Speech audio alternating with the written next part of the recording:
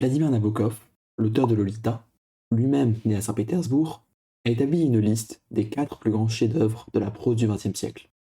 Il y place À la recherche du temps perdu de Proust, La métamorphose de Kafka, Ulysse de Joyce, et en quatrième position, un roman que la plupart des gens n'ont jamais lu, Pétersbourg d'André Bielik, publié en 1913.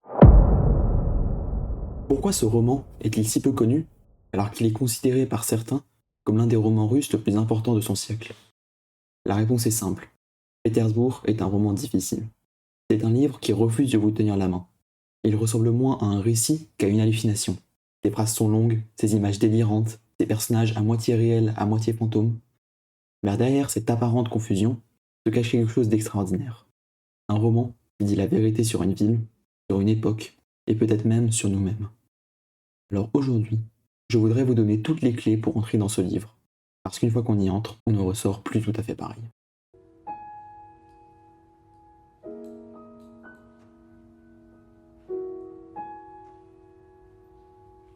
Andrei Bielik n'est pas son vrai nom. Il s'appelait Boris Nikolaïevitch Bougueïev. Né en 1880 à Moscou, dans une famille de l'intelligentsia russe, son père est mathématicien, sa mère est issue de la noblesse. Lui grandit entre deux mondes, la rigueur scientifique d'un côté et la mystique poétique de l'autre. Il choisit très tôt son camp. À 20 ans, il publie ses premières symphonies, des œuvres hybrides entre la prose et la musique, structurées comme des partitions. Il prend le pseudonyme de Bieli, qui signifie blanc en russe, la couleur du vide. Pétersbourg est écrit en 1911 et 1913. Bieli a 30 ans. Il revient sur les événements de 1905 qu'il a vécu de près, et il choisit la forme la plus ambitieuse possible pour en témoigner. Un roman, où la réalité et le rêve sont devenus indiscernables.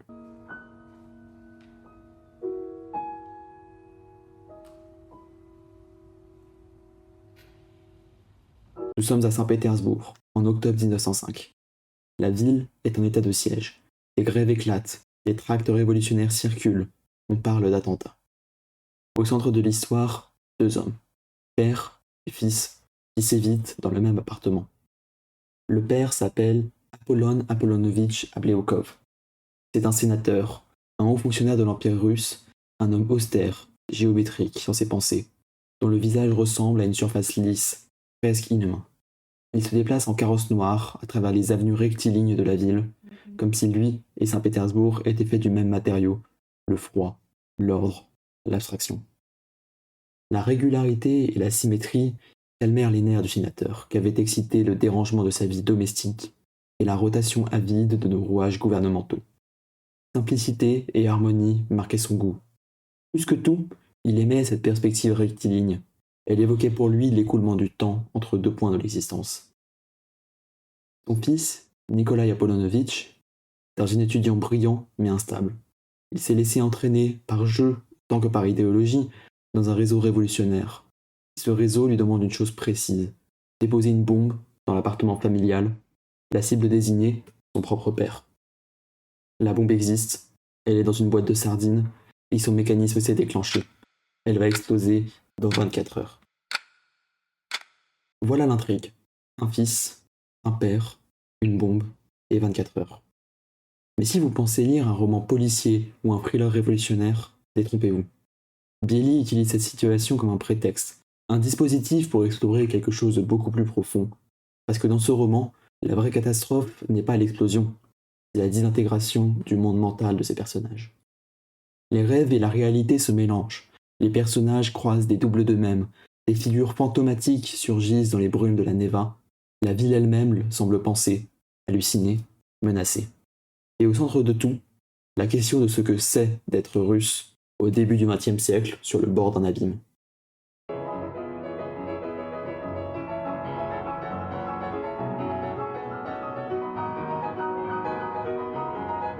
Pour comprendre Pétersbourg, il faut comprendre 1905.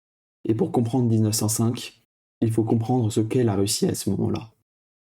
L'Empire russe est, sur le papier, l'un des plus grands du monde. Il s'étend de Varsovie jusqu'au Pacifique. Mais en pratique, c'est un empire profondément fragile. D'un côté, le régime du tsar Nicolas II est autocratique et immobile. La majorité des paysans vivent encore dans des conditions médiévales. La classe ouvrière qui se développe rapidement autour des grandes villes n'a aucun droit politique. Les partis d'opposition sont interdits ou marginalisés. De l'autre côté, une intelligentsia radicalisée, influencée par Marx, par les anarchistes, par les socialistes révolutionnaires, rêve de renverser cet ordre. Le 9 janvier 1905, quelque chose bascule. Un prêtre du nom du père Gapone mène une marche pacifique vers le palais d'hiver à Saint-Pétersbourg. Des dizaines de milliers d'ouvriers portent des icônes et des portraits du tsar. Ils viennent lui présenter humblement leurs demandes. Mais l'armée ouvre le feu. On comptera entre 100 et 1000 morts selon les sources et des milliers de blessés. Ce jour-là s'appelle le dimanche sanglant. Et il brise quelque chose d'irréversible dans la relation entre le peuple et le tsar. Dans les mois qui suivent, la Russie s'embrase. Grève générale, révolte paysanne, mutinerie sur le cuirassé Potemkin.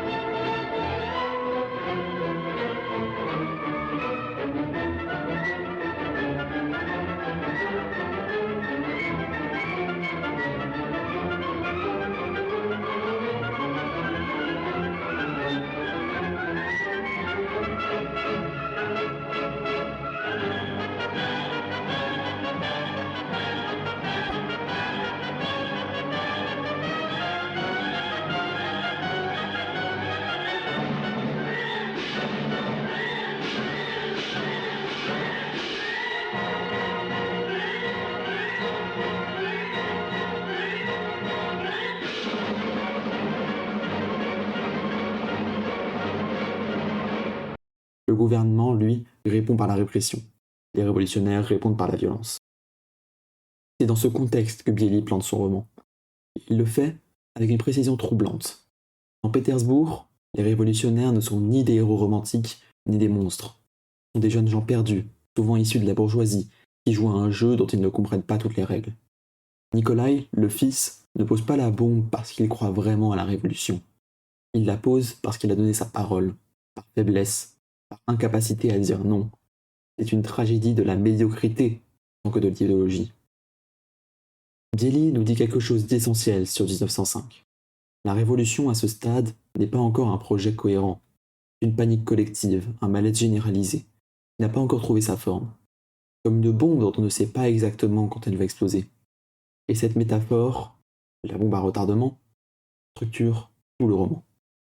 Il y a quelque chose d'autre que 1905 révèle, et que Bieli saisit remarquablement, la question de l'identité russe. Saint-Pétersbourg n'est pas une ville russe ordinaire. Elle a été construite par Pierre le Grand au début du XVIIIe siècle sur un marécage, selon des plans rectilignes inspirés des villes européennes. Sa création même est un acte de violence symbolique. Arracher la Russie à son passé asiatique et byzantin pour se projeter vers l'Occident. Ainsi, Bieli décrit dans son prologue la perspective Nevsky. La perspective Nevsky est rectiligne. Ceci dit, entre nous, parce que c'est une avenue européenne. Toute avenue européenne n'est pas une simple avenue, mais, comme je l'ai déjà dit, une avenue européenne. Parce que... Eh bien oui, parce que la perspective Nevsky est une avenue rectiligne. Dans le roman, le sénateur Ableoukov incarne cette Russie occidentalisée par le haut, froide, bureaucratique, géométrique. Mais ses origines portent un autre nom. Ableoukov est d'ascendance tartare.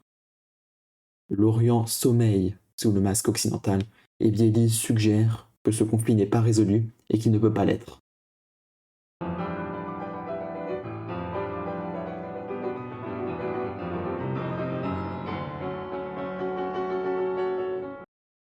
Pour comprendre comment Bieli écrit, il faut comprendre le mouvement auquel il appartient, le symbolisme russe.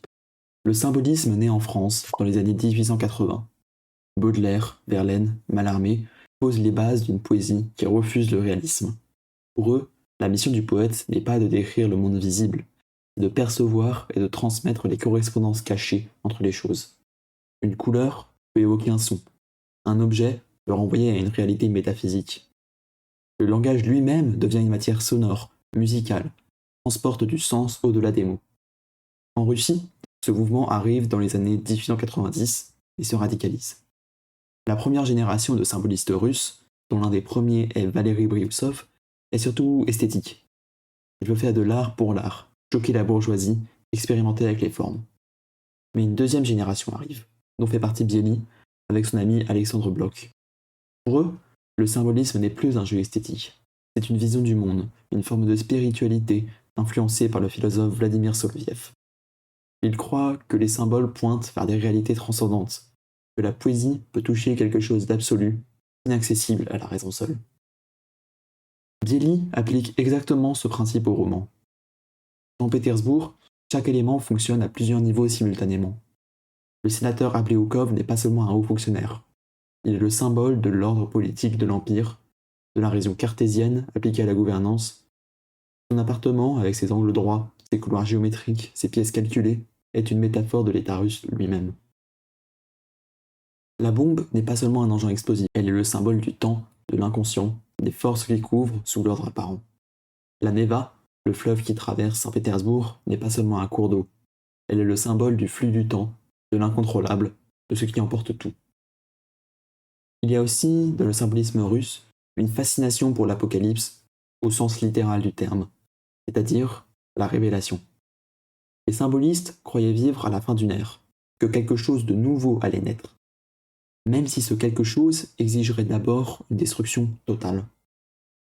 Cette conviction donne au roman de Biely sa tonalité particulière, une atmosphère de fin du monde, de tension avant une explosion imminente. Pas seulement la bombe dans la boîte, mais la Russie entière.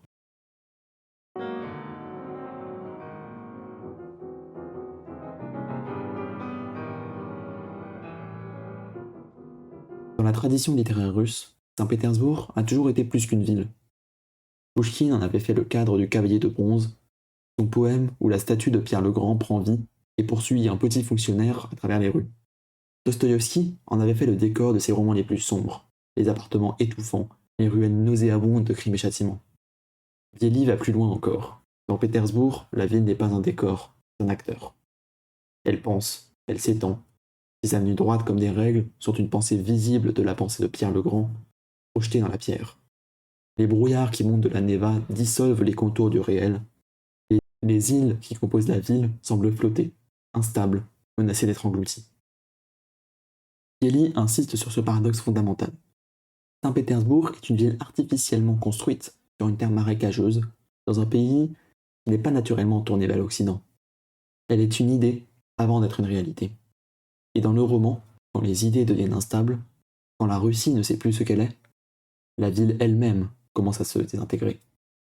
Il y a une scène emblématique du roman, où le sénateur Ableoukov, dans son carrosse, traverse la ville, et sent que les murs de pierre qui l'entourent pourraient n'être que du vide, que derrière les façades il n'y a rien. Cette sensation de fausseté architecturale est le symbole de la fausseté politique et sociale d'un régime qui s'effondre.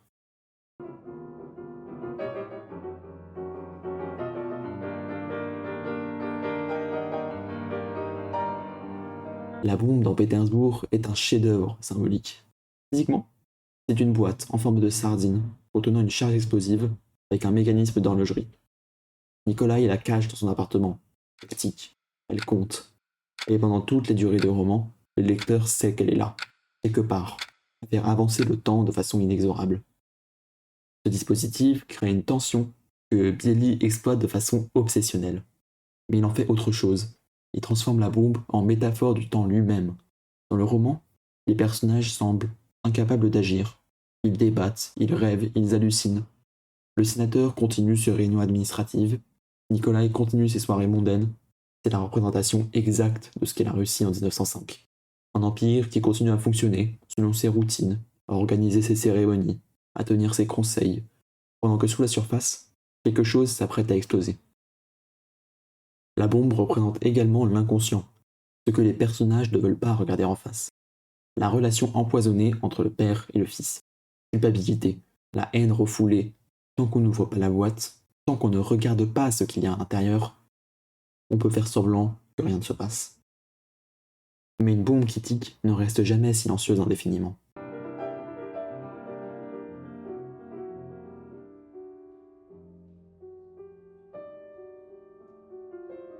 La relation entre Apollon et Nikolai Abeoukov est le cœur battant du roman. Le père est un sénateur de l'Empire. Il représente l'ordre établi, la hiérarchie, l'État. Il est froid, distant, incapable de tendresse. Il ne voit son fils que comme un prolongement de lui-même, une extension de son nom et de sa fonction. Le fils est un étudiant brillant, s'est laissé embrigader dans un complot révolutionnaire. Il ne croit pas vraiment à la révolution. Ce qu'il veut, peut-être, c'est simplement l'attention de son père, ou, plus sombre encore, sa mort. C'est un motif classique que Freud théorise exactement à la même époque dans Totem et Tabou, 1913, la même année que la première publication de Pétersbourg. Le meurtre du père comme fondement de l'ordre social, comme acte fondateur d'une nouvelle communauté. Mais Biéli complique cette lecture. Le père Apollon n'est pas un tyran simple, il est lui-même une victime, victime de l'abstraction qu'il incarne, coupé de toute vie affective, incapable d'aimer. Et quand, vers la fin du roman, il découvre l'existence du complot et le rôle de son fils, il ne réagit pas comme on l'attendrait. Quelque chose en lui, quelque chose de presque humain se fissure. C'est peut-être l'une des scènes les plus bouleversantes du roman. Un homme qui a passé sa vie entière à être une fonction découvre soudain qu'il est aussi, peut-être, père.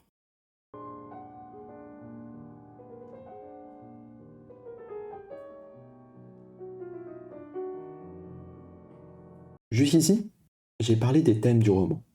Mais il y a quelque chose d'aussi important à comprendre. La façon dont Biéli écrit. Pétersbourg est techniquement un roman révolutionnaire au sens le plus littéral. Rarement un roman avait porté aussi loin les ambitions du modernisme naissant. La phrase biélienne est musicale. Elle se répète, elle varie, elle revient comme un leitmotiv. On retrouve dans certains passages des échos qui fonctionnent comme des refrains musicaux.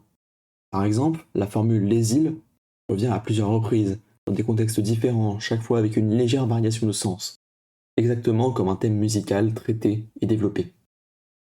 Biéli est d'ailleurs très conscient de cela. Il appelle ses premières œuvres des symphonies en prose. Pour lui, la littérature doit avoir la structure de la musique, à raconter, raisonner. Par ailleurs, le roman joue en permanence sur le niveau de réalité.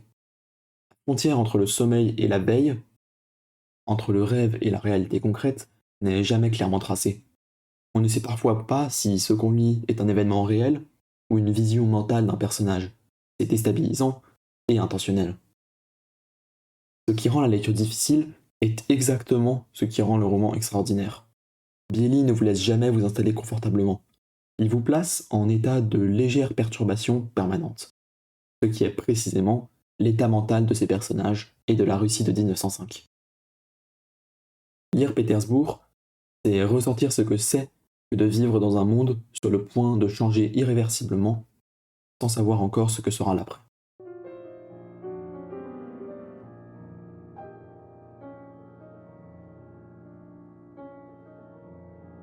Pétersbourg paraît en 1913 dans la revue Sire. Il est révisé en 1922, après la révolution bolchevique, que Biéli avait vu venir sans en vouloir les conséquences.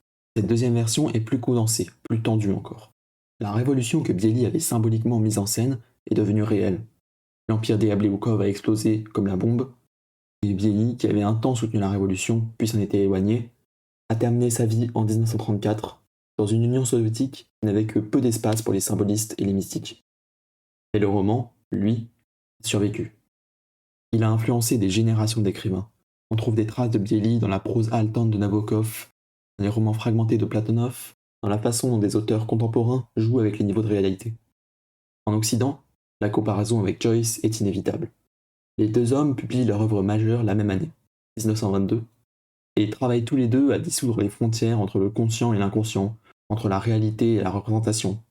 Mais ils le font à partir de deux traditions radicalement différentes. Et c'est fascinant de voir comment deux cultures peuvent arriver au même point par des chemins si différents.